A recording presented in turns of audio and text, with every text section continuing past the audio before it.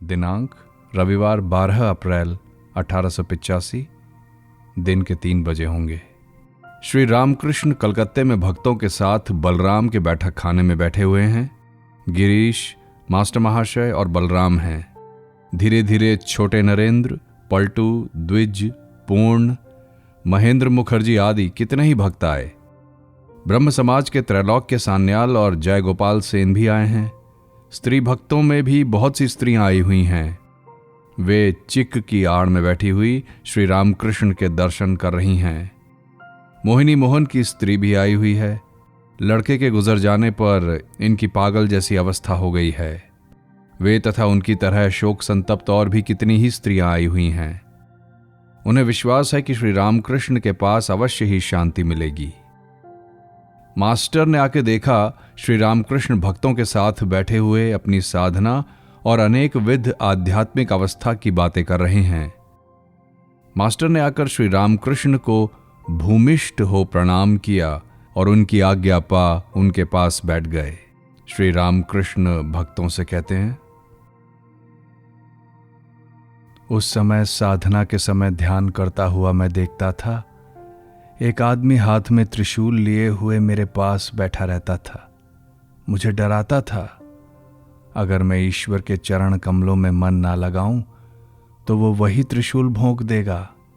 मन ना लगाने पर छाती में त्रिशूल के बींधे जाने का डर था।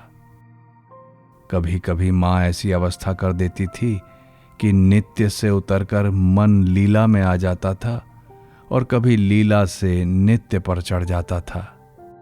जब मन लीला में उतर आता था तब कभी कभी दिन रात मैं सीताराम की चिंता किया करता था और सदा मुझे सीताराम के रूप भी दिख पड़ते थे। राम लल्ला को लिए सदा मैं घूमता रहता, कभी उसे नहलाता था, कभी खिलाता था। मैं कभी कभी राधा कृष्ण के भाव में रहता था। उन रूपों के सदा दर्शन भी होते थे। कभी फिर गौरांग के भाव में रहता था।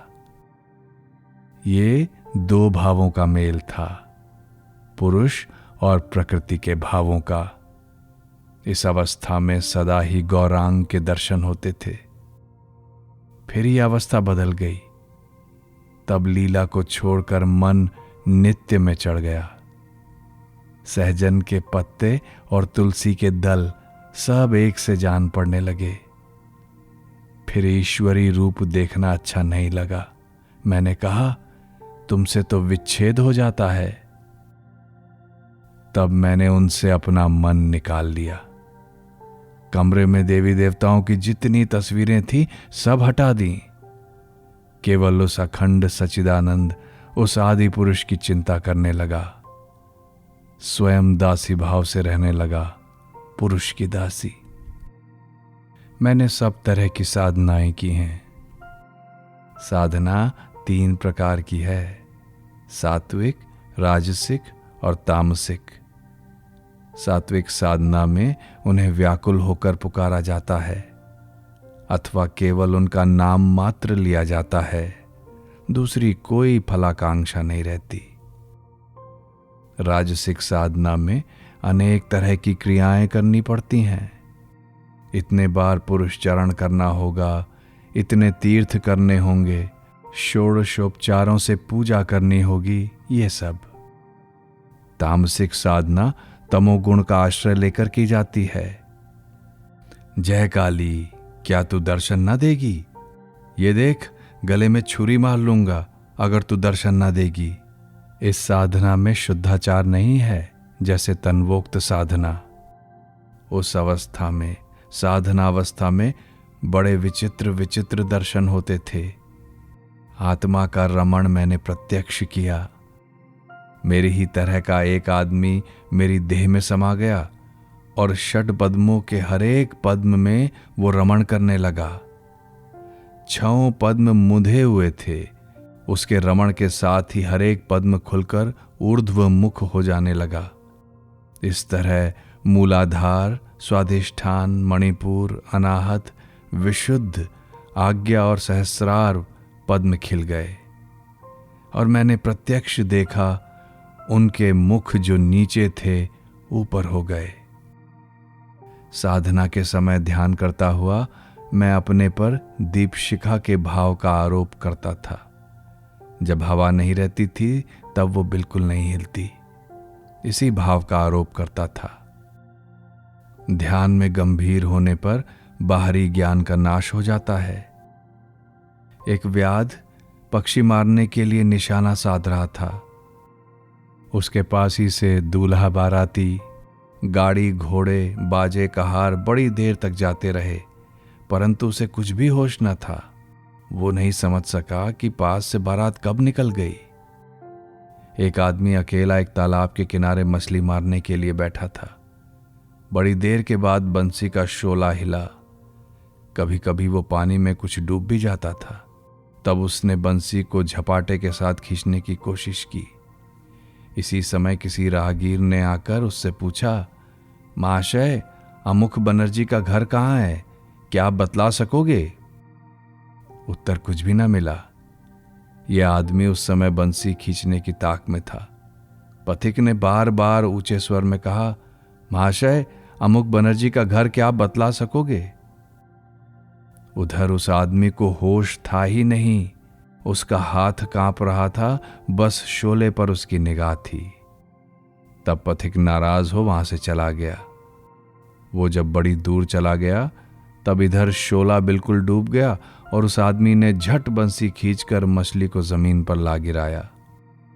तब अंगोछे से मुंह पोंछकर पथिक को ऊंची आवाज लगाकर उसने बुलाया। पथिक लौटना नहीं चाहता था, लेकिन कई बार के पुकारने पर वो आया। आते ही पथिक ने कहा, क्यों महाशय, अब क्यों आप बुलाते हैं? तब उसने पूछा, तुम मुझसे क्या कह रहे थे? पथिक ने कहा, उस समय इतनी बार पूछा और अब पूछते हो क्या कहा था? इस पर उसने कहा, उस समय शोला डूब रहा था, इसलिए मैंने कुछ सुना ही नहीं। ध्यान में इस तरह की एकाग्रता होती है। उस समय और कुछ भी नहीं दिख पड़ता, न कुछ सुन पड़ता है। कोई छू भी ले तो समझ में नहीं आता। देह पर से सांप चला जाता है और कुछ पता नहीं चल पाता। जो ध्यान करता है न वो समझ सकता है और न सांप। ध्यान के गहरे होने पर इंद्रियों के कुल काम बंद हो जाते हैं। मन बहिर्मुख नहीं रहता, जैसे घर का बाहरी दरवाजा बंद हो जाए।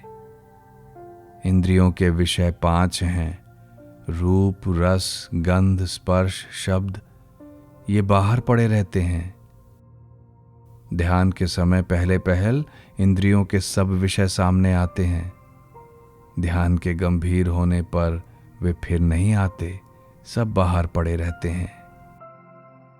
ध्यान करते समय मुझे कितने ही प्रकार के दर्शन होते थे। मैंने प्रत्यक्ष देखा, सामने रुपए की ढेरी थी, शाल थी, एक थाली में सौंदेश मिठाई थी और 2 औरतें थीं। उनकी नाक में नथ थी। तब मैंने मन से पूछा, मन, तू क्या चाहता है? क्या तू कुछ भोग करना चाहता है? मन ने कहा, नहीं, मैं कुछ भी नहीं चाहता।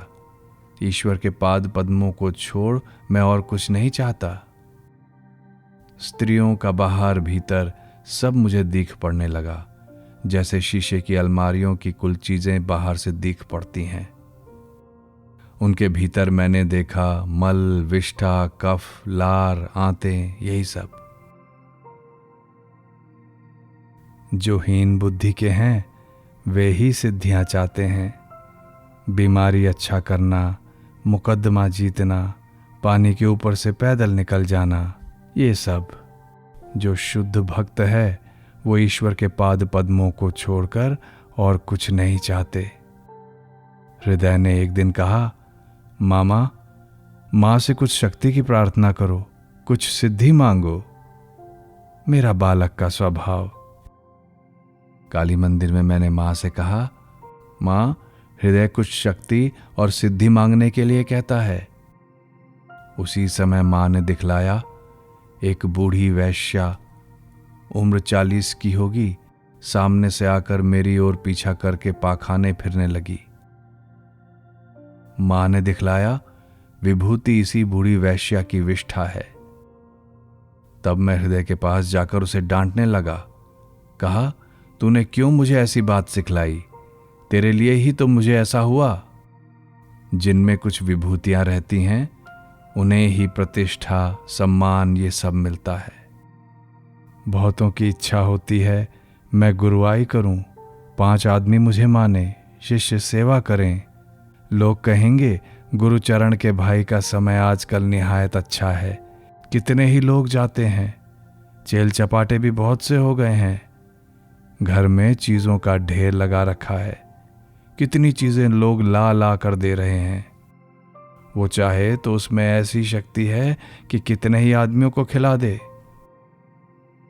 एक ने कहा था, साबी का ये बड़ा अच्छा समय चल रहा है। इस समय उसकी 5 उंगलियां घी में हैं। एक कमरा उसने किराए से लिया है। गोबर, कंडे, चारपाई ये सब अब उसके पास हैं। बिस्तरा, चटाई, तकिया सब कुछ है। कितने ही आदमी उसके वश में हैं, आते जाते रहते हैं। अर्थात साबी अब वैश्या हो गई है, इसलिए उसके सुख की अति नहीं होती। पहले वो किसी भले आदमी के यहां दासी थी, अब वैश्या हो गई है। जरा सी वस्तु के लिए अपना सर्वनाश कर डाला। साधना के समय ध्यान करते करते मैं और भी बहुत कुछ देखता था। बेल के पेड़ के नीचे ध्यान कर रहा था। पाप पुरुष आकर कितने ही तरह के लोभ दिखाने लगा। लड़ाकू गोरे का रूप धारण करके आया था। रुपया, मान, रमण सुख, अनेक प्रकार की शक्तियां, बहुत कुछ उसने देना चाहा। मैं मां को पुकारने लगा। बड़ी गुप्त बात है। मां ने दर्शन दिए। तब मैंने कहा, मां इसे काट डालो। माता का वो रूप भुवन मोह रूप याद आ रहा था। वो कृष्णमयी का रूप लेकर मेरे पास आई थी, परंतु उसकी दृष्टि के नाचने के साथ ही मानो संसार हिल रहा था। और भी बहुत कुछ है, न जाने कौन मुंह दबा लेता है, कहने नहीं देता। सहजन के पत्ते और तुलसी दल एक जान पड़ते थे। उसने दिखलाया। एक दाढ़ी वाला मुसलमान तश्तरी में भात लेकर सामने आया। तश्तरी से मलेच्छों को खिलाकर मुझे भी कुछ दे दिया। मां ने दिखलाया, एक के सिवा 2 नहीं हैं। सच्चिदानंद ही अनेक रूपों से विचर रहे हैं। जीव जगत सब वे ही हुए हैं, अन्न भी वे ही हुए हैं। मेरा बालक स्वभाव है। हृदय ने कहा, मामा, मां से कुछ शक्ति के लिए कहो। बस मैं भी मां से कहने के लिए चल दिया।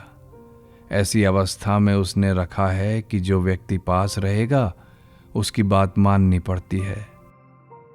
छोटा बच्चा जैसे कोई पास ना रहने से सब कुछ अंधकार ही देखता है, मुझे भी वैसा ही होता था। हृदय जब पास ना रहता था तब जान पड़ता था कि अब जान निकलने को ही है। ये देखो, वही भाव आ रहा है। बातें कहते ही कहते मन उद्दीप्त हो रहा है। ये कहते ही कहते श्री रामकृष्ण को भावावेश होने लगा। देश और काल का ज्ञान मिटा जा रहा है। बड़ी मुश्किल से भाव संवरण की चेष्टा कर रहे हैं। भावावेश में कह रहे हैं, अब भी तुम लोगों को देख रहा हूं, परंतु ये भासित होता है कि मानो सदा ही तुम लोग इस तरह बैठे हुए हो। कब आए हो, कहां से आए, ये कुछ याद नहीं। श्री रामकृष्ण कुछ देर स्थिर रहे, कुछ प्रकृतिस्थ होकर कह रहे हैं, पानी पीऊंगा। समाधि भंग होने के पश्चात मन को उतारने के लिए ये बात प्रायः कहा करते हैं। गिरीश अभी नए आए हैं, वे नहीं जानते, इसलिए पानी ले आने के लिए चले। श्री रामकृष्ण मना कर रहे हैं, नहीं जी, अभी पानी ना पी सकूंगा। श्री रामकृष्ण और भक्तगण कुछ देर तक चुप हैं। अब श्री रामकृष्ण मास्टर महाशय से बोले, क्यों जी, क्या मैंने अपराध किया जो ये सब गुप्त बातें कह दी? नहीं, अपराध क्यों होगा? मैंने तुम में श्रद्धा उत्पन्न होने के लिए कहा है। पूर्णादि के साथ भेंट करा दोगे? मास्टर संकुचित होकर कहते हैं, जी, इसी समय खबर भेजता हूं। इस पर श्री रामकृष्ण आग्रह करके कहते हैं, वहीं छोर मिल रहा है। क्या इसका यह अर्थ है कि पूर्ण श्री रामकृष्ण का सबसे पीछे का भक्त है, अंतिम छोर है, उसके बाद फिर कोई नहीं?